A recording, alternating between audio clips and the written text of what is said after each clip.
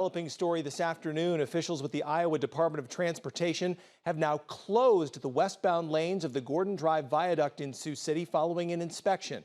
The city of Sioux City says that decision to close the westbound lanes again of the viaduct came during regularly scheduled maintenance on the viaduct. Inspectors determined that side, again the west side of the structure, had to be closed for repairs. In addition, the eastbound lanes have a 10-ton weight restriction in place. Traffic now being detoured onto Fairmont Street, 6th Street, and Virginia Street. A timeline for the repairs that's not available. This comes as city staff and the DOT are preparing a project to replace that viaduct. That work, though, is not scheduled to begin until 2027.